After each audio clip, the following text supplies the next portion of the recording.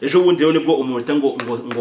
ngo Sabe video yaje ku karubanda ndetse ubita ngo Yago abishyuhamo cyane binatuma bita Theo bose babireba ashimishwa n'ibyabaye kuri Murungi Sabe. Nubwo atabivuze ariko none kuba yaragiye agatera intambwe akahita kone ikiganiro na Yago akavuga ati Yago ndagukunda, bivuze ngo ibyo Yago yakoreraga Sabe uwo bita ngo Theo bose babireba yarageze gute yaramushyigikiye akaza kuba yabijyamo ariko mu bwenge bwinshi cyane nubwo ntago ngo abantu bize ariko abagabo mani bafite ubwenge ibintu bagenda bakora ni biri mu bwenge buhanitse. Hanyuma ubwo bita Sabe nawe yarabibonye abona yuko ubwo ishaka kuza kuba ari revenge ya Theo, ashaka kuza kuba yakwifatanya no bita ngo Yago kubera yuko umuyaga wahushye hanyuma ngo amabuno y'inkoko mu byukuri akagera gute akaza kuza kuba yajya hanze wa mugabo wifashe akagenda yandagaza abagabo akandagaza Theo akandagaza Ndimba takandagaza ngo baraba Claude abagabo ba Mama Charline bose akagenda yandagaza kuba nawe ashaka kuza kuba yakwandagara bivuze ngo yari celebration kuri babagabo bose bagiye bagira gute barabikwa n'abagore.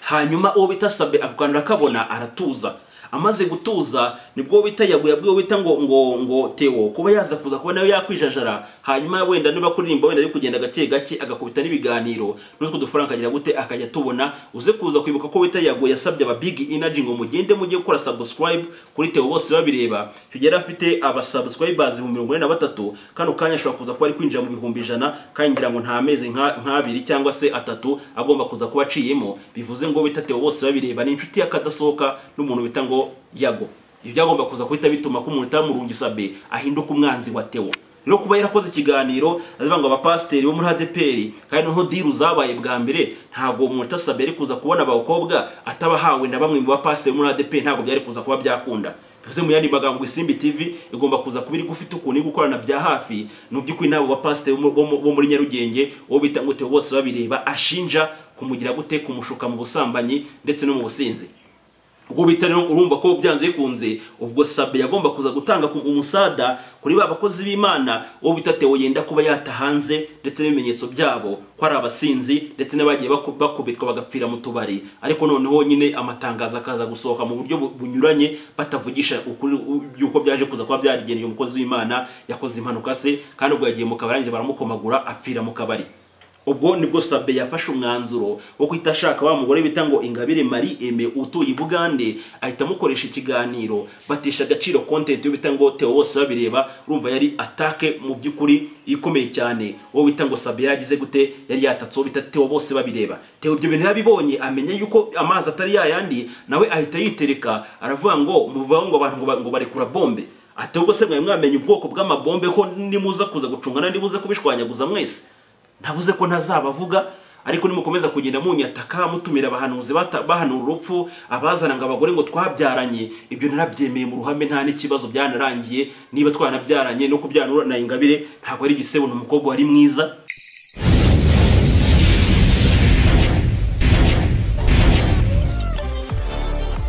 Bosco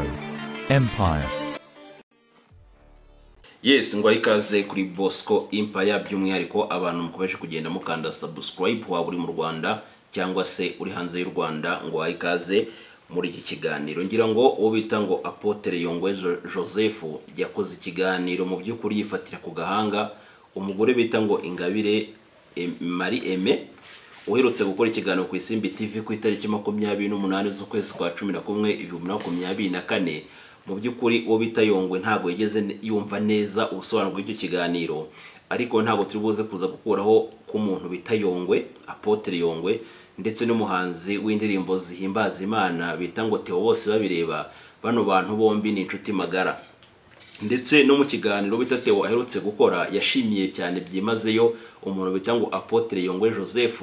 Ari nayo mpamvu ashobora kuza kuba yakora ikiganiro mu by'ukuri wenda akaza gushyigikira uwo bita Theo cyangwa se akabona ko bitari bikwiriye yuko umugore cyangwa se umubyeyi wabyaranye n'uwo muhanzi bita Theo ushobora kuza kuba azi neza uko byagenze kugira ngo ubu busambanyi bubeho. Mu gihe uwo bita Theo ari gukora ibiganiro bitandukanye avuga yuko hari abantu bamushutse kugira ngo aze kuza kuba yajya mu by'ukuri mu busambanyi, ariko nzi neza yuko mwabo bakozi b'Imana bose bo muri ADPR nta wigeze wenda afungurira Theo mukandara, nta wigeze amwambura boxer, nta n'ugeze mu by'ukuri afata ibintu byamubwire ngo byinjize mu bintu ngo bya Marie Aime. Nzi neza yuko ibintu byabayeho hagati ya Aime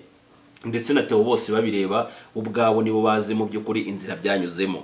Umuntu bita ngo Theo bose babireba we ahamya neza yuko yazamutse ari umutagatifu, cyangwa se mu yandi magambo yazamutse ibintu byo gusinda no gusambana nta kintu abiziho, ariko biza kuza kurangira n'ubundi ngo afasha abakobwa bagira muri 4 bo muri ADPR, arangije ngo uwo baryamanye wese akamutera inda, bari abatipe nta nubwo banahusha. Nyine akantu kamwe konyine biza kuza kuhita birangira agize gute aguteye inda. Ngira ngo ariko mu bakobwa bamenyekanye cyane harimo uwo bita Rusi. Uyu Rusi yakoze ikiganiro mu 2019 agikorana na Murungi Sabe.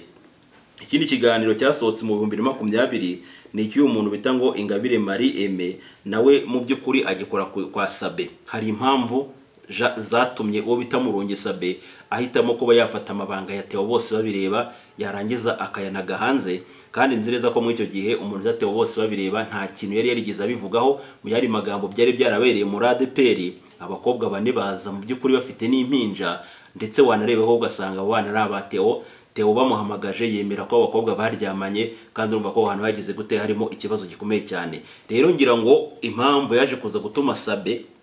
mu mwaka w'2019 n'2020 atumira abagore cyangwa se abakobwa babyaranye na Theo bose babireba, kugira ngo ikintu cyari kiri mu bwiru muri ADPR kize ku mbuga nkoranyambaga isi yose bimenye. Ngo hari harimo misiyo cyangwa se hari bamwe mu bantu mu by'ukuri bari badirinze na Murungi Sabe kugira ngo aze kuza kuba yakora ibyo biganiro, namara kubikora hanyuma isi yose ze kuza kumenya bita Theo bose babireba uwo ari we, kubera ko bari bamaze kumuca muri ADPR zo mu Rwanda, ariko atangiye kugenda mu by'ukuri yerekeza muri ADPR zo mu Burundi ndetse no mu Bugande no muri Kongo no mu bindi bihugu mu by'ukuri bitandukanye hirya no hino ku isi, kubera yuko icyo kibazo cyari cyabereye mu by'ukuri muri ADPR ya Nyarugenge ntago abandi bari babizi. Ariyo mpamvu bashobora kuza kuba barifashije mu by'ukuri umuyoboro w'Isimbi TV kugira ngo ayo mabanga ze kuza kuba yajya hanze. Ntago Theo bino bintu byamushimishije, kandi n'ubundi yari asanzwe ari inshuti magara n'umuntu bita Murungi Sabe. Ukibaza ngo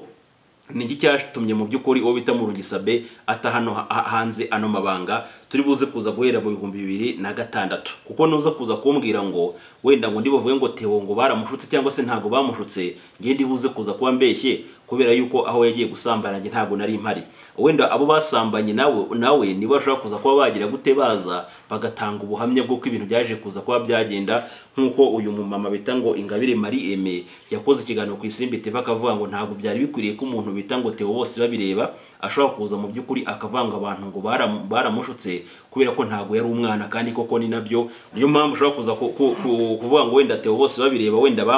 bamwanduje ingeso y'ubusambanyi ndetse bamwanduza n'ingeso y'ubusinzi, ariko none ajya gusinda ntawe ugeze amushuka, cyangwa se ajya gusambana ntawe ugeze amushuka. Gusa nishobora kuza kugenda ukajya gusambana, hanyuma wa wundi wari ubizi cyangwa se wa wundi ubwe yatangiye kurya umwana, bikaza kuza kurangira aguhururije, cyangwa se akaza kuba yagiye gute yaguteza abantu. Reka duhere wenda mu 2006 nibwo turi buze kuba twamenya neza uko byaje kuza kuba byagenda. Ese ubundi Theo na Sabe bahuye gute? Ubushuti bari bafitanye bwari bwubatse mu buhe buryo? Cyane ko bajya bashwanye uwo bita Theo mu 2018 bamaze kumuca muri ADPR mu ibanga rikomeye cyane, biturutse no ku ndirimbo yagiye akora. Hari indirimbo yakoranye na Majid Buraka bitangwa ingoma yawe niyogere bakubita remix. Ngira ngo hari n'indirimbo yakoranye no bitangwa Eric Senderi. Ibi nabyo byaje kuza kuba byakiba ikibazo gikomeye cyane muri ADPR, kubera yuko ngo ntago bumva kuntu ngo umuhanzi wo mu idini ryabo bashobora kugenda mu by'ukuri ngo agakorana indirimbo ngo n'abantu bibirara, cyangwa se ngo abantu ngo bataraho muri ADPR. Nyine ushobora kuza kubona ukabona ko ashobora kuza kuba harimo n'ubujiji bukomeye cyane, kubera ko ntago Yesu mu by'ukuri ashobora kuza kuba yaraje ku isi aje kureba abakiranutsi, ahubwo yaje aje kureba mu by'ukuri abanyabyaha, nkuko yabisobanuye akavuga ngo ntago mu by'ukuri umurwayi kano kanya ni ugomba kuza kuba akeneye muganga, ntago umuntu muzima ari ukeneye umuganga. Rero niba kano kanya wenda nk'umuririmbyi wo muri ADPR mugize nk'amahirwe wenda akagira communication wenda no muraperi wenda n'urugero winywera urumogi cyangwa se ukora n'ibindi bintu bitari byiza, hanyuma wenda akagenda agafata wa muraperi bagakorana remix wenda akamuhindura akamuzana muri ADPR, byakombye ko ari byiza cyane, ahubwo mukanamutera n'inkunga aho kugira ngo muze kuza kwita mushyiraho amategeko kugira gute yo kuza kuba bamuca. Impamvu mu yandi magambo nyine ubwo nibura uri mu ADPR nta communication ugomba kuza kujyana n'umukatolike, nta communication ugomba kuza kujyana n'umudivantiste, nkuko byaje kuza kugenda ko bita Israel Mbonyi aza kuza kujyana mu gitaramo na korari yo mu badivantiste. Ngira ngo ikintu cyaje kuza kuba cyamubaho ntabwo ari cyiza, kubera ko n'ubundi ADPR ntabwo yigeze ibibona mu buryo bwiza. niba nanabyibuka neza nashobora kuza kuba bafite ukuntu baje kuza kuba bamuca ngo ntabwo byari bikwiriye ko umukozi w'Imana cyangwa se umuririmbyi wo muri ADPR ari buze kuza kujyana mu gitaramo n'abaririmbyi bo mu idini ry'Abadiventiste, ukibaza ngo ubundi aya madini ni bwoko ki, ushobora kuza gusanga n'ubundi harimo ibintu by'inzangano zirenze ukwemera. Theo bose babireba nk'uko yabikubwiye yazamutse mu buryo bugoranye, ariko nanone mu busambanyi bwe uze kuza kumutandukanya n'umuntu bita ngo ibya Yesu ni ku murongo, kubera yuko Theo nubwo wenda yagendaga wenda agasinda akanasambana, ariko abo bose baryamanaga nawe yabafataga nk'aho ari indaya ze, afite umugore mu by'ukuri yakundaga, azi neza ko agomba kugenda agaheheta, ariko akazi neza ko agomba kuza kuba yataha mu rugo rwe, ndetse n'ibintu byiza ntaze kuza kwenda kuba yabihereza indaya cyangwa se abana nyine yabyaranye n'izo ndaya, ahubwo akaza kuza kuba yabigura akagira gute akabishyira umugore we ndetse n'abana. Mu gihe bita ngo ibya Yesu ni ku murongo we yari yiteguye kuba yanakwica n'umugore we kugira ngo aze kuba yagira gute aze kuza kuba yaza kuza kubana n'izo nshoreke, cyangwa se yari yiteguye kuba yafata abana be akabicisha inzara kugira ngo aze kuza kuba yagira gute yaza kuza kuba yakwibana n'izo nshoreke. Bankubwira ngo hari abagabo kano kanya dufite babiri bashobora kuza kuba bajya mu busambanyi barangiza bagafata neza ingo zabo, ariko bakagira gute bakanasambana. Hakaba n'abandi bagenda bakajya gusambana barangiza bagafata nabi ingo zabo, kubera ko wenda indaya zabaroze cyangwa se wenda ushaka kuza gusanga wenda batishimiye abagore bashatse, ndetse wenda ugasanga n'abana babyaye ntago bagize gute ntago babakunda. Ariyo mpamvu kugira ngo wenda mbere yuko nza kuza wenda kuba natangira kino kiganiro mu buryo bwimbitse, ndibuze kuza gushimira by'umwihariko abagore batatu ku buryo ndetse no hirya no hino ku isi. Niba kano kanya uri umugore ujye ugira kwihangana nk'uko umugore wa Murungi Sabe iyo bita ngo Raissa Gasagire, kubera ko n'abagore bake cyane bashobora kuza kuba babona video y'abagabo babo mu by'ukuri ngo bari kuvunika bavuye gusambana, ndetse no bagasambana na bamwe mu bagore n'ubundi bavuzweho ubusambanyi, warangiza ukagira gute ukaza kuza kuba wakwikaruma, ndetse ukakora na post ukavuga ngo ngewe n'umuryango wanjye tumeranye neza, umugabo wanjye gute ndamukunda cyane, mu gihe isi yose yahagurukiye umugabo wawe mutera amabuye ngo ntabwo byari bikwiye ko umuntu nka Murungi Sabe ashobora kuza kuba yatera inama bajye gusambanira ahantu nk'ahari haciriritse. Ni ugukoza isoni mu by'ukuri umudamu nta kindi kintu yakoze, we yafashe mu by'ukuri amazi arangije agira gute amena mu muriro, aravuga ngo nge n'umutware wanjye tugize gute tumeze neza. Ariko abandi kano kanya banakubwiye ngo wenda ngo Bosco Empire ngo mubonye hano hantu guhagaranye n'umukobwa, niyo waba utabibonye ari n'amagambo gusa bari kukubwira, nta video nta na audio y'ibyabaye ufite, ushobora kuza gusanga nkasanga wamaze kuzinga amavarisi, warangiza ukavuga ati ngo ngeze gute ngo ndagiye bino ntabwo naza kuza kubivamo. Mu gihe abandi bagore kano kanya bari kubona n'abagabo babo bavunika bavuye gusambana, ndetse n'abandi bagore bakaza babitira mu mazina, ariko umugore akagira gute akaguma mu rugo ntagire ikibazo ari buze kuza kuba yagira. Ariko none Sabe nawe niyo yanagenda akajya kwa Ngwino Ndebe, ntabwo ari buze kuza gufata neza abana ba François hanyuma ngo aze kuza kuba yakwirengagiza abana be. Niba wenda hari nk'abagore bashobora kuza kuba babayeho neza muri iki gihugu, n'umugore wa Sabe agomba kuza ku mwanya wa mbere, kubera yuko ni wa mugore n'ubundi ugomba kuza kuba yabona kimwe cyose ari gushaka, nta hantu ari guhezwa, kubera ko niyo Sabe yaza kuza kujya gusambana ntabwo agomba kuza kugira gutererana umuryango we. Nanone umugore niyo yaza kuza kumenya ko umugabo yasambanye ntabwo ari buze kuza kuba yasenya umuryango we, kuko ngo nabonye ngo umugabo wanjye ari kubigenza gutya na gutya, arabizi ko neza ntabwo Satani yaje kureba ibiti, nta nubwo Satani yaje kureba ihene, Satani yaje kureba abantu, kandi muri abo bantu n'umugore wawe arimo n'umugabo wawe arimo. Niyo utagombye kuba wumva ngo buri kantu kose kabaye ngo ndi buze kuza kuba nagira gute naza kuza ngo kuba nashwana ngo mwashakanye, kiri kubona ko nta rukundo ruhari. Ariko ndabizi neza yuko kano kanya hari umuntu ushobora kuza kuba yaguca inyuma atakwanze, ndetse ukanabibona ko wa muntu agukunda, ahubwo ari ikosa ryaje kuza kuba ryabaho. Undi muntu wa kabiri ndi buze kuza kuba nashimira ni umugore wo bita ngo Ndimbati. Uyu mugore wa Ndimbati nawe ni umwe mu bantu bagaragaje mu by'ukuri gukomera cyane, aho ashobora kuza kuba yarabonye mu by'ukuri ubusambanyi bw'umugabo we wamutaye mu gitanda, yarangiza akagira gute akajya kuryamana ba Firidausi, ndetse akanamutera n'inda, ariko agafata ibintu byose yarangiza akagira gute akaza kuza kuba yabihisha. Zo mu yandi magambo, mbere yuko Sabe akora kiriya kiganiro ntabwo umugore wa Ndimbati yari azi ko Ndimbati afite urundi rugo rwa kabiri mu mujyi wa Kigali, aho yafashe umwana w'umukobwa w'umutineja, yarangiza akagira gute akamutera inda akamubyaza impanga. Byari byaragizwe ibanga, ariko nawe ntabwo umugore kuza kubimenya, bako n'ubundi umusaro cyangwa se ibyo Ndimbati yagombaga urugo rwe byose yarabitangaga. Ntabwo umugore yigeze aburara ngo kubera ko ngo Ndimbati yagiye mu ndaya. yarabanzaga agafidinga famiye ye, yamara kuza kubona ko byose bimaze kuza kuba byabasawa, akabona akagira gute akajya guheheta. Ariko hari ibyo njya mbona ugasanga kigiye kitana nta n'imboga cyasize just ayibijumba gusa cyasigiye umuryango, cyarangiza akagira gute kikajya gukandakanda amabuno y'indaya. Cyo ngicyo rero kiba ari ikigoryi, ariko hari abagabo b'abanyabwenge kano kanya mani baheheta 100% bakanabihisha. Uretse Murungi Sabe wakunze kugenda nyine yasama, yamenya amakuru y'umugabo watoshutse akahita akora ikiganiro kugira ngo ze kuza kuba yamuta hanze, ariko atazi neza yuko burya ngo iminsi y'igisambo ni 40 irarabaze, ni time wenda ibyo ukorera mugenzi wawe ejo nawe byagira gute byaza kuza kuba byakubaho. Uba ngo kumadiye magambo umugore wa Sabe turamushimira cyane, ndetse benshi yari mu mwigireho. Umugore wa Ndimbati turamushimira cyane kubera yuko ni bake ushobora kuza kumbwira ngo wenda ngo ngiye Empire ndicaye mfite umugore twasezeranye, wajya kubona ukabona umukobwa araje anagiye impinja ati wanteye ndabyanze yikunze nzireza ko nta mahoro naza kuza kuba nagira. Ariko twaranabibonye mani mu rubanza rw'umuntu bita Ndimbati, umugore yarazaga karira bati umugabo wanjye, umugabo n'igihe afunguriwe yamubaye hafi. Nta kindi kintu cyaje kuza kuba cyabaho. Umuntu bita Ndimbati yasabye imbabazi ku makosa yakoreye madamu we, ndetse avuga ko ibyo bintu bitazanasubira. No mu biganiro byagiye bikorwa wabonaga ko umuntu Firdaus yageragezaga kuba yashotora Ndimbati, akavuga ngo ngiye nkeneye basaza baba bakobwa twabyaranye, ariko Ndimbati akavuga ati byabayeho yari amakosa, ntabwo naza kongera mu by'ukuri kuryamana nawe kubera ko nabagize gute nabagiye kubabaza umugore wanjye. Byo ni biganiro byagize gute byagiye bitambuka, bivuze ngo Ndimbati aho araze kuba yakubahwa ndetse n'umudamu we. Uwa gatatu buze kuza gushimira cyane none n'umudamu wo bita ngo Theo bose babireba, ibaze kumva ngo umugabo wanjye yaryamanye n'abakobwa 4, kandi bangu niba yararyamanye n'abakobwa 4 sibo bonyine, abo ngabo ntabasamye.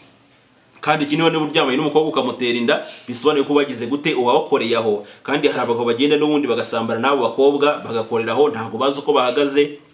ntago bigeze bipima ubwandu bwa sida, ntago bigeze bipimisha za hepatite, bikaza kuza kurangira avuye mu maguru y'abakobwa akaza ku mugore we, ugasanga agize gute azanye icyo bita sida mu rugo, cyangwa se azanye za hepatite B mu rugo, n'ibindi bintu by'ibirwara bikomeye cyane byandurira mu mibonano mpuzabitsina. Ibyo ngibyo ntabwo ashobora kuza kuba yatana nabyo, mu gihe ashobora kuza kuba yagira gute yakwishora mu ibyo bintu. Ariko umugore na n'uyu munsi agomba kuza kuvuga ngo Theo ni umugabo wanjye, ndamukunda cyane nubwo wenda yakoze amakosa yabisabiye imbabazi, ariko se ni babiri banga bashaka kuza kuba banahemukirwa just mu magambo tu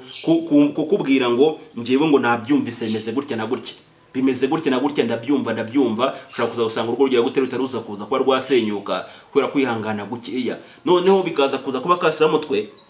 Ibyo byose bikakubaho, kandi no ibikubaho biroroheje cyane ugereranyije n'ibyo Sabe akorera Raisa. Warangiza ukagenda ukahita ujya kwa Sabe ukitereka, ukajya kuvuga mu by'ukuri amabanga y'uwo mwatandukanye, ibintu nk'ibyo ngibyo, kandi ugasanga noneho ibyo yakorewe ni ibintu biri toto cyane ugereranyije n'ibyo wa mugabo agira gute akorera umugore we. Biba nkubwira ngo izo konti zakombye kuba muzihorera, n'abajya gutanga mu by'ukuri ngo izo temwanyaje ngo ibintu ngo by'ubuhamye biki n'ibiki mukaza kuza kuba mwabihagarika kubera ko ntago ari ibintu byiza. Mu yandi magambo ubwo n'aba bagabo yaba Ndimbati na Theo bagombaga kunezerwa cyane igihe umeta ngo Sabe wagiye akunda kugenda bateza abantu, yari amaze kuza kuba yagaragara mu ruhame nawe icyo cyagize gute yakiguyemo. Muzi ikiganiro bita ngo mu Ndimbati yakoze afite ibyishimo byamurenze,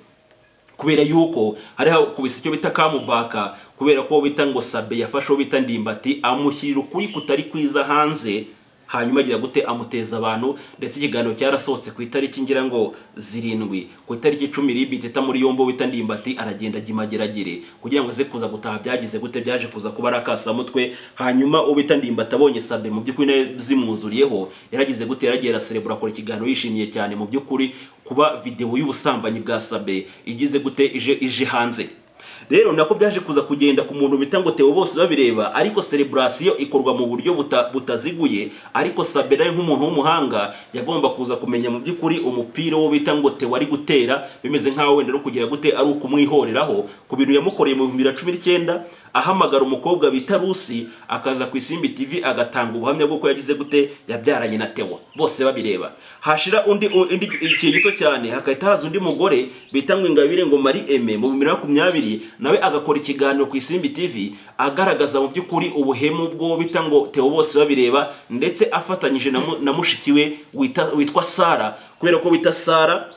niwe washutse umuntu bita ngo Marie Aime mu by'ukuri kuza kuba yaryama no bita ngo Theo bose babireba, kubera ko Theo bose babireba ngo avuye ngo mu Bugande yahamagaye umuntu bita ngo Marie Aime aravuga ati uyu munsi rwose ngo ufite ivemba uze kuza kuba witeyarisha uri bugire gute, uri buze kuza kuba wama. Aho ngaho rero niwo bita Marie Aime yashaka kuza kuvuga ati ngi naryamanye na Theo twese tubishaka, nta mupasiteri washutse Theo ndetse nanjye ubwanjye nta wigeze ancuka, nubwo navuga ko nari umwana ariko nanjye nagiye kuryamana na Theo nk'icyamamare, nanjye numvaga ngize gute mbishaka, ndetse na Theo twaryamanye mu by'ukuri abishaka, hanyuma tuza kuba twanagiye gute twaza kuza kuba twabona n'urubuto antera inda, kubera ko ngewe yagiye i Burundi amara y'amezi 2, amaze kuva amara y'amezi 2 yaragarutse mubwira ko nabuze mu by'ukuri ukwezi kw'abakobwa, hanyuma twipimye dusanga ndatwite. None Theo nta kindi kintu yakoze, ravuze ngo icyo nashakaga Imana ishimwe cyane ko ngize gute nkigezeho. Mu yandi magambo Theo yashakaga abana benshi cyane ariko ku bagore bagize gute batandukanye, urumva ko ari uko nashaka kuza kuba afitemo akantu k'akarasoraso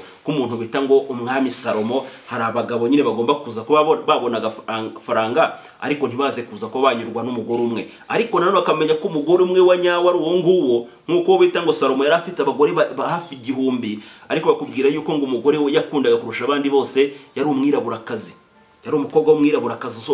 umango muri Afrika y'uburasirazuba bw'amajyaruguru ya Afrika, niwo mukobwa yakomokaga. Hanyuma ngo azakuza kuba yahura n'umwami Salomo amukunda kurusha abandi bakobwa bose, nawe uza kujya muri Bibiliya uribuze ko wagira gute waza kuza ko wabyumva neza. Hanyuma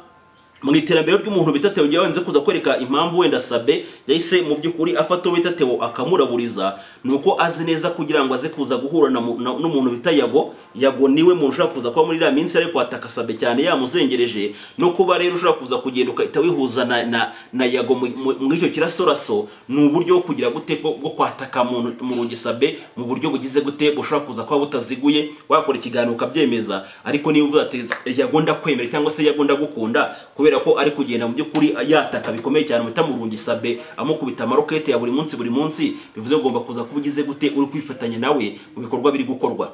Kubera ko mbere ya 2018 Theo mu 2006 atangira umuziki wo bita ngo Murungi Sabe yari Butare, ari umunyeshuri Butare ari kwiga ibijyanye n'itangazamakuru. Kubera ko niba mbyibuka neza Murungi Sabe ashaka kuza ko yaratangiye mu by'ukuri bijyanye n'itangazamakuru mu mwaka 2009 2010, ariko 2012 nibwo yatangiye kujya gute kuba yaza kuza kuba yamenyekana cyane ku bitangazamakuru byandika by'umwihariko nk'igihe.com, kubera ko YouTube channel zari zitaranaza n'abari bazifite babikoresha nk'ibintu biri fani, n'abanyarwanda benshi ntago bari bazi kujya kuri YouTube ngo baze kuza ko bareba ibintu byari bigize gute byari biri kuhabera. Uwo bita Theo bose babireba yari inshuti na Murungi Sabe, ndetse akajya namwandikaho zimwe mu nkuru nziza n'ikintu wenda kibi kibaye kuri Theo Sabe yakimenya, hakaba kuganira hagati ye na Theo akatanga udufaranga, hanyuma ya nkuru akayizinzika hagakomeza kugenda hakorwa inkuru zigize gute wenda zishobora kuza kuba zisingiza umuntu. Ariyo kuza gusanga abanyamakuru ba kera ako ka virusi baragakuranyina n'uyu munsi baracyagakoresha, akumva ngo niba ngo mbonye wenda ngo video wenda ngo ya Bosco Empire wenda ngo ari muri ibi ngibi ngo reka nkore ikiganiro ngo nindagiza ngo ndakimuhereza mu by'ukuri ngo abanza kirebe ngo mpite muca amafaranga nka bya binye twumvisha bita ngo Debena avuga ku muntu tango Murinda Habi Irene, bango bari abanyamakuru ba kera ko ka virusi ko kumva ko ngo bagomba kubona ngo inkuru itari nziza kuri wowe ngo kugira ngo batatangaza ngo kaza kuyishyurira, baragakuranye. Ariko kano kanya se n'ubundi guseba byabaye nk'akire ku bantu bamwe, ushaka kuza kumbwira ngo urankangisha kunsebya, ubundi se n'ikeye kintu ushaka kuza kumvugaho navumbuye, niho numfata ni gusambana ni wa mbere wabusambanye, numfata nasinze ni wa mbere wabusinze gusina ni ubivumbuye, nubwo icyo wamfatiramo cyose nubwo nta cyaha na kimwe naba mvumbuye, ibyo ndi gukora n'abandi barabikoze, ndetse nibyo ntazakora n'abandi bazagira gute bazabikora, kushaka kuza kunkangisha ngo uri buze kuza ko wansebya. Benshi bamaze kuba bamesa kamwe bati genda ujye gukora ibyo ukora, nkuko bita Ndimbati yabwiye Sabe ati genda ujye gukora ibyo ukora, ntabwo ibyo ngibyo bindeba, niba nanaryamanye rero nkamutera ibyo ngibyo nakazi kawe. Ariko ntabwo yarazi ko biri buze kuza kuba byavamo gereza, kubera ko yarazi neza ko uko abanye n'umugore we ntabwo umugore ari buze kuza kuba yatungurwa kuba wenda ngo cyamamare cyangwa se umugabo w'icyamamare ashobora kuza kuba yaza kugwa mu mutego babakobwa bamwe mu bamufana bakaba bamutega mu by'ukuri igitsina akaza kuza kuranyagize gute aguye mwobo kugira gute wo gusambana. Ko niko byaje kuza kuba byagenda, kuko niko byagenze kuri Jihad mushyira hanze agapipike, bose ntabwo byarangiye. ntago byarangiye se ntago mubizi rero guseba nta kantu kari toto kari simple cyane niba nkubwira ngo n'umuntu uzagenda mu byukuri akajya kwirwa ngo runaka ngo yamvuze ngo ari kunzimya ubuse Theo kuki bashyize hanze ibigano ngo byuko yasambanye n'umukozi w'Imana kuki atazimye se n'uyu munsi aracyaburiya nkubwira ngo nta n'ikintu cyakuzimya kireka wowe ubwawe nuramuka ushatse kuzimuzazima ariko kumbwira ngo runaka ngo yakoze ikigano kikuzimya ibyo ngibyo ni ibintu biri toto cyane bya fake ushaka kuza gusanga nyine ngo nabo banyamakuru barumiwe hari icyo bita ngo kumanura umuntu ngo kuzimya umuntu ngo ntawe uzamuka ngo atanciyeho byose ni ibintu byamaze gutabwa yawuzu kubera yuko urubuga dukoreraho nta ruswa ibaho ushoboye ni ukomeza yani ngo runaka ngo nzakora inkuru muzimye byo ntago bigikunda cyangwa se ngo ndamukora inkuru ngo namubonye ngo yasebye ngo reka muhamagare ngo mpibiciri se byiki washyize hanze ahubwo nanjye nkaza gukora shambi hakana cyangwa mbyemeranye nkabona content nkabona ko urawuzi kono wita Jihad yakoze muri cyagihe afata ngenda icuza online yabonye to content yarayibonye ubwo bari bakize hanze ngo amavideo ari kwikinisha bazi ko bamurangije baje kujya gute baje kuza kuba baraburiza hanyuma rero ubwo twari tugeze ku kuntu Theo yagendaga azamuka mu byukuri azamukana mu rungisabe mu itangazamakuru amukora inkuru nziza kugeza naho yaje kuza ko yacibwa muri ADPR ibyo bintu muri mu rungisabe yarabimenye ko Theo yaciwe muri ADPR hagaritswe muri ADPR kubera yuko hari abakobwa bane baje muri ADPR ariko none baza bari gushakishwa na bamwe mu bantu bazi neza ko Theo icyo kintu yagikoze ntango hari umuntu yiro z'amakuru ya Theo bati Theo wenda afite umukobwa wenda yateye indi Muhanga wa mu pastor akagenda akajya gushaka wa mukobwa akamubwira ngo waje mu byukuri hari ya Nyarugenge ukavuga yuko umugabo waguteye inda mu byukuri bitameze neza ibyo ngibyo babikoraga bazi ko niba muca muri ADPR ari bugenda akaba umukene ndetse nawa mukobwa ntawe yigeze amenya neza yuko n'udufaranga duke yabona umuhungu atubona kubera ko yaririmbye nta baragenda baramushuka ariko nyine ubundi ngo barakubwira ngo hari ukuntu ngo abanzi ngo bagende bacukura imyobo Imana ikagira gute igacakanzu wowe bita Theo n'ubundi bayamukomenyeje muri ADPR nta giterane agomba kuza kuba yajyamo nta kongera kuba yaririmba kandi icyo gihe kugira ngo umusaruro w'indirimbo uri gukora uboneke byagusaba kujya gute mu makonseri tugiye bya kuza kuba birangiye naba bakobwa wenda n'udupampa babonaga ntawe bari kongera kuba batubona kubera ko wakoze ya action nta kindi kintu yaragamije kwari kwitarangiza wo bita ngo Theo bose babireba hanyuma umukapu baramuhagarika bamaze kumuhagarika mu 2018 hashize nk'amezi abiri ubukwe bwa Murungisabe ngo bwendaga kuba habura nk'amezi abiri ubukwe bwa Murungisabe ngo bube nibwo umuntu wita ngo Theo bose babireba yahise mu by'ukuri yigira kwiturira Bugande ku buryo n'ubukwe bwa Theo bwa Murungisabe byaragoranye kuyaze kugira gute aze kuza kuba yabugaragaramo ubita Murungisabe mu 2018 urabyibuka ko ari bwo yagize gute yafunguye YouTube channel hanyuma agerageza kuba yakwegera wita ngo Theo bose babireba ngo bakorane ku icyo kiganiro ariko Theo bose babireba agira gute arabyanga nibwo mu 2019 nibwo umutango Theo bose babireba ngo yaje Kigali ubita ngo Murungisabe arabimenya ariko nanone ubita ngo Theo bose babireba ntago yashakaga kubonana na Murungisabe yahise amukwepa nibwo Sabe yahise ahamagara umukobwa bita Rusi mu 2019 mu byukuri ahita akora ikiganiro bya bintu byabaye muri ADPR Nyarugenge bagaca umuntu mu ibanga rikomeye Sabe itagira gute ahita binaga hanze Theo ari Kampala agiye kubona buri kiganiro kirasohotse gisowe n'inshuti ye magara Murungisabe yatumiye umwana w'umukobwa bita ngo Rusi wavuga ko yabyaranye no bita ngo Theo bose babireba binyuze mu nzira z'ubusambanyi ikiganiro kiba kirabaye uwo bita Theo bose babireba nta reaction yigeze agira mu ibyo bintu mu 2019 nabwo ngo mu kwezi ngo kwa 8 nibwo yaje kuza kuba yagaruka nabwo ngo bita ngo Sabe ngo yarabimenye ndetse aramuhamagara ngo bakore ikiganiro uwo bita Theo bose babireba yarabyanze kubera ko yamaze kubabazwa neza cyane n'ibyo ngo yakoranye n'ikiganiro yakoranye n'umukobwa bita Rusi 2020 nibwo uwo bita ngo Marie Aime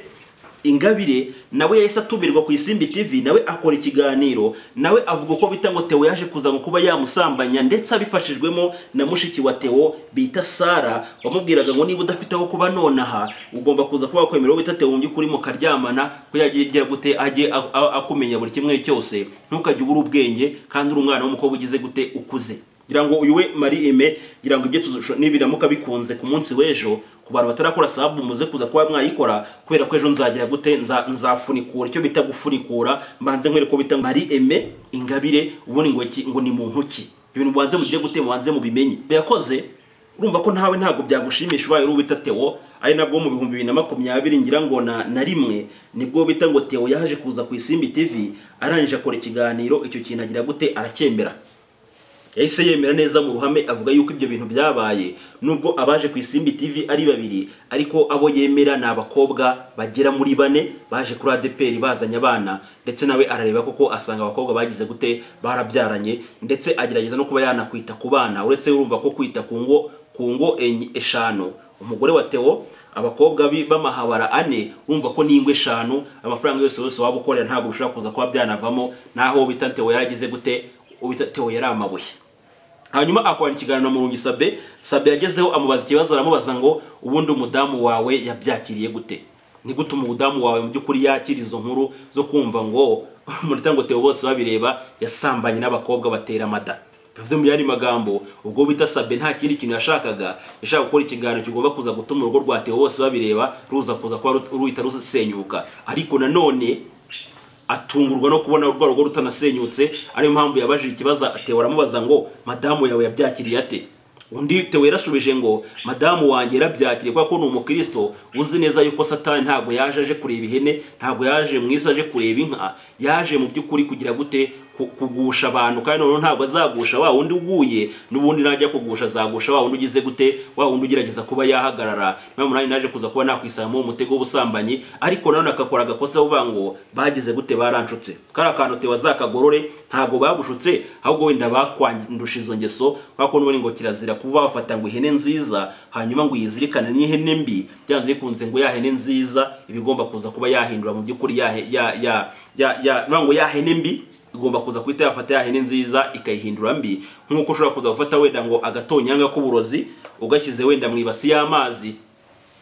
yose ahita ahinduka uburozi, ariko nuba ufashe wenda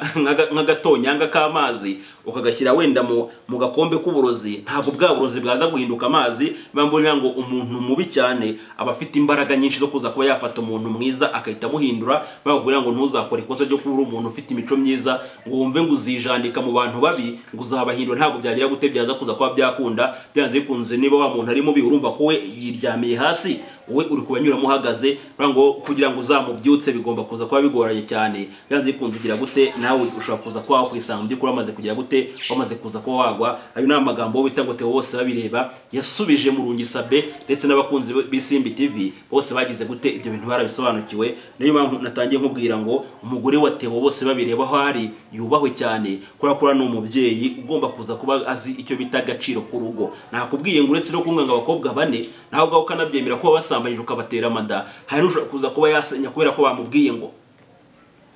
cyangwa se kubera ko yumvishe telefone isona umuntu aguhamagaye akahita agira gute bikaba intambara mukanatemana. Mwumvishe umugabo wafashe umugore we arangije amutemagura kubera ko ngo yanze gukura ngo password muri telefone.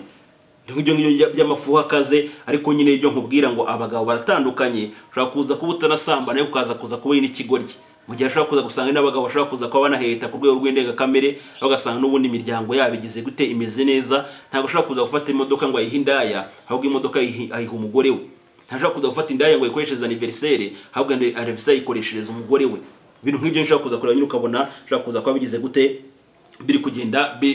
bihabana. Nibwo umuntu bita ngo Theo bose babireba kimara kwemeza neza ko umugore we yabyakiriye, ubita Murungi Sabe ntabwo yabyemeye, ahubwo yaje kuza kubwira ubita Theo ngo uzanzaniye madamu wawe mu kiganiro hanyuma tugire gute tuze kuza kuba twaganira. Noneho nanamubaze nuko ashobora kuza kuba byaramugendekeye umunsi yabonye ibiganiro bivuga yuko Theo mu by'ukuri yateye abakobwa bagera muri 4 inda. Umugore ngira ngo yaraje ikiganiro bagikora muri Galaxy Hotel, ndetse banabikora bameze nk'abari kwamamaza kubera ko byameze nk'ari planka wo bita ngo Theo bose babireba yigira nkaho ngo yararanye ngo n'umugore muri hotel ngo ya Galaxy, ariko yari publicité cyangwa se planka. Ikiganiro baragikora, hanyuma umugore wa Theo bose babireba nawe yasobanuye yuko ibyabaye n'ubundi ibintu bisanzwe ko umugabo ashobora kuza ko yagenda hanyuma agaciye kwa byongeye n'umustar afite amafaranga. Nawe ngo ushobora kuza gusanga nka Theo bose babireba ashobora kuza kujya mu giterane kirimo abantu 5,000 hanyuma wenda abagore ari 3,000, ugasanga buri mugore wese ashaka kuryama n'uwo muhanzi. Cyo ngicyo ni hame rikomeye cyane, kubera ko iyo ufite fame cyangwa se uri umuntu w'umustar utabikontore byanze bikunze ugomba kwisanga wabaye nka Diamond. Ushobora kuza kwisanga nyine wabaye nk'abo bose bagenda batera amada. Ushobora kuza gusanga wenda nka The Ben cyangwa se ba Meddy, bangu ni abantu bagize ubwamamare buhambaye ku buryo kano kaya The Ben yakombye kuba barirwa nk'abana 100 ku bagore 100. byose n'ibintu yagombye kuba yarakoze, ariko nawe aho ari icyo mujye mukimwubahira kubera ko ni umutipe wari ufite ububasha kuba yasambana buri munsi agasambana n'uwashatse wese. Ariko ni ikintu cyiza cyane kumva ngo yakoze ubukwe. Ntabwo tujye tubona ku murenge hari umukobwa uza ngo nje kwica ubukwe bwa The Ben, yaza kuza kuba hari nkeka yuko bayemerene naho bose bagenda ngo kuri The Ben bayikuze kumushaka bati ngwino wica ubukwe bwa The Ben, uvuge yuko ngo mwagize gute mwabyaranye, atagombye kuba arongora Pamela. Ariko ibyo ntabwo byabayeho kubera ko umutipe yarifashe mu by'ukuri yifata neza naho ari. Mujye munabimwubahire mani, mujye munabimwubahira. Niba utanemera n'indirimbo ze ariko uko yitwaye bigize gute birahagije. Muze kuza kwibuka umunsi ajya kwa muganga umukobwa yafashwe n'indege akagenda agapfa n'abaganga bati umukobwa ntabwo ari buze kuza kubaho. Hanyuma The Ben akabimenya akagenda akajyayo, yafashe wa mwana w'umukobwa aramuhobera mukubita mu gituza, umwana agira gute aragenda arazanzamuka. Nuze kuza kumbwira no yaza kuza wenda kumuhobera wenda yanamwambitse no gusa kumubya kuza kuba byagenda, kano kanya uwo mukobwa agomba kuza kuba yarameze amababa ari kuguruka. Ariko abana bo ngo bagize gute bitwaye neza, bakora icyo bagomba kuza kuba bakora. Baho kandi bangira femu ni bake cyane wayiha ntibaze kuza ko basambana, tazi nibaze kuza ko basinda kubera ko akantu kubusinzi ndetse n'ubusambanyi rwose ku muntu ufite umufungo we ni ibintu bigomba kuza kuba biri hafi aho bigutegereje, bize kuza kuba byakojwinyura. Theo ntabwo yeza abasha kuba yabisimbuka, yaje kuza kuba yabyisangamo ariko arabyemera ndetse anabisabira imbabazi. Nubwo byari bimeze gutyo, ntabwo Theo akantu ko Murungi Sabie yamukoreye azana abakobwa babyaranye nawe ku mbuga nkoranyambaga ntabwo yakishimiye, kuko Sabie nta kindi kintu yagiye gukora, agiye kurangiza Theo ushaka kuza kuba yaramusaga ibiganiro kuri iyo topic yarangiza ntagire gute ntaze kuza kuba yabikora. Ariko mu Rwanda nyine inzira zirifunga, ariko i Burundi no mu Bugande no muri Kongo zirafunguka. Umutipe we aragenda noneho akora no mu mafaranga atari amanyarwanda, atangira kugenda ry'amadolari y'abakongomani n'amafaranga narenze cyane y'u Burundi ndetse n'i Bugande. Ejo bundi rero nibwo umuntu ngo Sabie video yaje ku Karubanda ndetse ubita ngo Yago abishyuhamo cyane, binatuma bita Theo bose babireba ashimishwa n'ibyabaye kuri Murungi Sabie. Nubwo atabivuze ariko none kuba yaragiye agatera intambwe akahita kone ikiganiro na Yago akavuga ati Yago ndagukunda, bivuze ngo ibyo Yago yakoreraga Sabie uwo bita ngo Theo bose babireba yaragize gute yaramushyigikiye akaza kuba yabijyamo, ariko mu bwenge bwinshi cyane. Nubwo ntago ngo abantu bize, ariko abagabo mani bafite ubwenge ibintu bagenda bakora ni biri mu bwenge buhanitse. Hanyuma ubwo bita Sabie nawe yarabibonye abona yuko ubwo ishobora kuza kuba ari revenge ya Theo, ashobora kuza kuba yakwifatanya no bita ngo Yago kubera yuko umuyaga wahushye, hanyuma ngo amabuno y'inkoko mu by'ukuri akagira gute akaza kuza kuba yajya hanze. Wa mugabo wifashe akagenda yandagaza abagabo, akandagaza Theo, akandagaza Ndimbati, akandagaza ngo baraba Claude, abagabo ba Mama Charline bose akagenda yandagaza kuba nawe ashobora kuza kuba yakwandagara. Bivuze ngo yari celebration kuri babagabo bose bagiye bagira gute barabikwa n'abagore. Hanyuma uwo bita Sabie akukandura kabona aratuza. Amaze gutuza nibwo bita Yago yabwiwe bita ngo Theo kuba yaza kuza kuba nayo yakwijajara, hanyuma wenda niba kuririmba wenda ari kugenda gake agakubita n'ibiganiro n'utwo dufaranga agira gute akajya tubona. Uze kuza kwibuka ko bita Yago yasabye aba Big Energy ngo mugende mujye gukora subscribe kuri Theo bose babireba. Kugera afite aba subscribers 43, kano kanya ashobora kuza kuba ari kwinjira mu 100, kandi ngira ngo nta mezi nk'abiri cyangwa se 3 agomba kuza kuba aciyemo. Bivuze ngo bita Theo bose babireba ni inshuti yakadasohoka n'umuntu bita ngo Yago. Ibyo agomba kuza kwita bituma ko umuntu Murungi Sabie ahinduka umwanzi wa Theo. Rero kuba yarakoze ikiganiro azabanga abapasteri bo muri ADPR kandi no diru zabaye bwa mbere, ntago umuntu Sabie ari kuza kubona abakobwa atabahawe na bamwe mu bapasteri muri ADPR, ntago byari kuza kuba byakunda. Bivuze mu yandi magambo Isimbi TV igomba kuza kubiri gufite ukuntu gukorana bya hafi n'uby'ukuri nabo bapasteri bo muri Nyarugenge uwo bita ngo Theo bose babireba ashinja kumugira gute kumushuka mu busambanyi ndetse no mu businzi. Ubwo bita rero urumva ko byanze kunze ubwo Sabie yagomba kuza gutanga umusada kuri babakozi b'Imana uwo bita Theo yenda kuba yatahanze ndetse n'ibimenyetso byabo ko ari abasinzi ndetse n'abagiye bakubitwa bagapfira mu tubari. Ariko noneho nyine amatangazo akaza gusohoka mu buryo bunyuranye batavugisha ukuri byuko byaje kuza kuba byarigeneye umukozi w'Imana yakoze impanuka se, kandi ubwo yagiye mu kabari baramukomagura apfira mu kabari. Ubwo nibwo Sabie yafashe umwanzuro wo kwitashaka wa mugore bita ngo Ingabire Marie Aime utuye Bugande, ahita mukoresha ikiganiro batesha agaciro content yo bita ngo Theo bose babireba. Urumva yari atake mu by'ukuri ikomeye cyane. Wo bita ngo Sabie yagize gute yari yatatso bita Theo bose babireba. Theo ibyo bintu yabibonye amenya yuko amazi atari yayandi, nawe ahita yitereka aravuga ngo muvaho ngo abantu ngo barekura bombe. Ate ubwo se mwamenye ubwoko bw'amabombe ko nimuza kuza gucungana ndibuze kubishwanyaguza mwese. ntavuze ko ntazabavuga, ariko nimukomeza kugenda munyataka mutumira abahanuzi bahanura urupfu, abazana ngo abagore ngo twabyaranye, ibyo narabyemeye mu ruhame nta n'ikibazo, byanarangiye. Niba twanabyaranye no kubyarana na Ingabire ntabwo ari igisebo, n'umukobwa wari mwiza, no kuba Ingabire nawe yarabengutswe n'umuhanzi nka Theo, nango yari amahirwe yabonaga abakobwa bakeya, kwa ko wenda benshi bashobora kugenda mu by'ukuri wenda bakimuca kuri Theo akabareba gutya yagize akagira gute agacira, kwa ko ntabwo bafite ubwiza bumukurura, no kuba Ingabire afite ubwiza butuma umusani nka Theo amuri akavuga ati kabisa uyu ni batisheba nandi buze kuza kugagara nka Dawidi, ntabwo byari kuza kuba mu by'ukuri ari igisebo. Mwese mwari muri kumwe, yari mwiza Ingabire, Theo yararenze, hanyuma igikorwa muragikora biza kurangira. Ariyo bashaka kuza gusanga uwo bita ngo na Theo ntabwo yabikunze ibintu Sabe yakoze, yabonye ko nyine n'ubundi ubwo Justin ni kwa kwerura, cyangwa se ni bya bintu by'inzika bigenda bizuka nyine abantu bagenda batakana, hanyuma ukabona nk'izo ataka zogera zivugwa ariko bakabikora mu buryo bujimije, hanyuma twe twaza tugasesengura ugasanga ngo ndagize gute ngo ntabangamye. Ariko ngira ngo ngayo nguko, iyo niyo mpamvu nyamukuru umuntu bita Theo bose babireba agiye kwihuza na Yago, mu gihe bita Yago yaramenye nabi mu rutamuro gisaba byose murabisi. Ndetse na Sabe yarabibonye arangije avuga ati nanjye reka nze Theo nze kuza wenda kuba namukoma kubera ko ibintu nanjye yankoze byageze gute byarambabaje. Nayo mpamvu rero nyamukuru we Yongwe n'abandi bose muze kuza kumenya impamvu Sabe yakoresha wita Ingabire Marie Aime akamugarura mu by'ukuri akavuga ngo ngi nawe twarasambanye, dusambana twese tugira gute tunabishaka, nta wamushutse nanjye nta wanshutse, twese twajize gute twari bakuru. Rero narekeraho kugenda avuga ngo hari abakozi ngo b'Imana ngo muri ADPR ngo banshutse, ubwo icyo bashaka ni ukugira ngo abo bantu Theo batazabavuga, naramuka bavuze muzumirwa. Ndetse nanjye ubwanya mfasha kanya nkabibabwira, ushobora kugira ngo ndababeshya cyangwa se wenda nkanabifungirwa bati naharabitse, reka ntegereze byose ndabizi, reka negereze Theo wase wenda azagire gute azankureho amarido gusa, akureho gusa mite mbabwira ibyo mbonye, ariko nigereyemo ibintu byose ndabizi. Ariko abo bantu ndabizi ko ndamutse mbivuze abantu ushobora kuza kuba ameze nk'ute wafaza wenda najya gukora nkatera ibuye, cyangwa se wenda nkiyambura nkakoza agati ku bintu, aho najya nko kandi nguzikoraho